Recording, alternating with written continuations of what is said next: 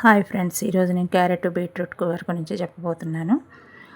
ఒక 5 వెల్లుల్లి రెబ్బలు తీసుకొని వాటిని కొంచెం ఇట్లా రోట్లో నలగొట్టుకొని ఆ తర్వాత జీలకర్ర కూడా కొంచెం వేసి అది కూడా నలిగిన తర్వాత 2 పచ్చిమిరపకాయలు వేసి అది కూడా నలిగిన తర్వాత అది పక్కన పెట్టుకొని ఇక మనం ఒక కడాయి తీసుకొని స్టవ్ మీద పెట్టుకోవాలి.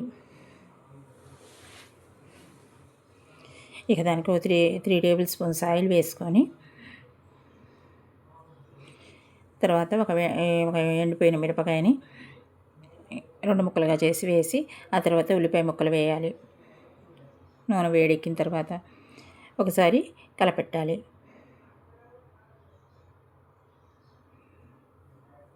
ఇక అది కొంచెం లైట్గా వేగిన తర్వాత నేను రోట్లో నూరిన జీలకర్ర, పచ్చిమిర్చి, వెల్లుల్లిపాయలు అది కూడా ఆ ఉల్లిపాయల్లో వేసి కలపాలి.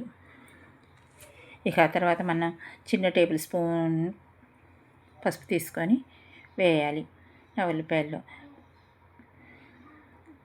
వేసి ఆ తర్వాత కొంచెం అల్లం వెల్లిపాయ పేస్ట్ కూడా కొంచెం అంత వేసి 1 టేబుల్ స్పూన్ అంత అల్లం వెల్లిపాయ పేస్ట్ అది వేసి అది కూడా కలపాలి. కలిపిన తర్వాత ఇక మనం బీట్రూట్ ముక్కలు, క్యారెట్ ముక్కలు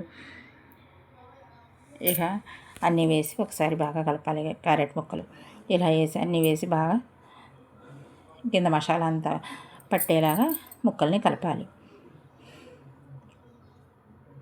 ఇక కలిపి మనం 2 బంగాళదుంపలు కలిపి మూత పెట్టాలి ఒక 5 మినిట్స్. ఆ తర్వాత 2 బంగాళదుంపలు తరిగి ఆ ముక్కలు కడిగి ఆ కడిగిన ముక్కల్ని ఈ బీట్రూట్ క్యారెట్లలో వేసుకొని ఇక మూత పెట్టాలి. కలిపి ఒక 10 మినిట్స్ 15 మినిట్స్ వరకు మూత పెడితే ఇక బంగాళదుంపలు కడిగి వేస్తాం కదా, లైట్గా కడిగితే ఆ చెమ్మతోటి ఇక ఇవన్నీ మనకి మంచిగా మగ్గిపోతాయి. మంచిగా కలిసి మగ్గిపోతాయి. ఇక ఆ తర్వాత మూత తీసి ఒకసారి కలిపితే కూర అంతా కంప్లీట్గా అవుతుంది. అప్పుడు మనం ఉప్పు వేసి 2 టేబుల్ స్పూన్స్ ఉప్పు, 2 టేబుల్ స్పూన్స్ కారం వేసి బాగా కలిపెట్టేసి ఒక గరం మసాలా 1 స్పూన్ వేయాలి. కొత్తిమీర కూడా ఉంటే అది కూడా కొంచెం చల్లితే బాగుంటుంది. ఇది చపాతీల్లోకి, టిఫిన్స్లోకి, రైస్లోకి సూపర్గా ఉంటుంది. Subscribe please friends.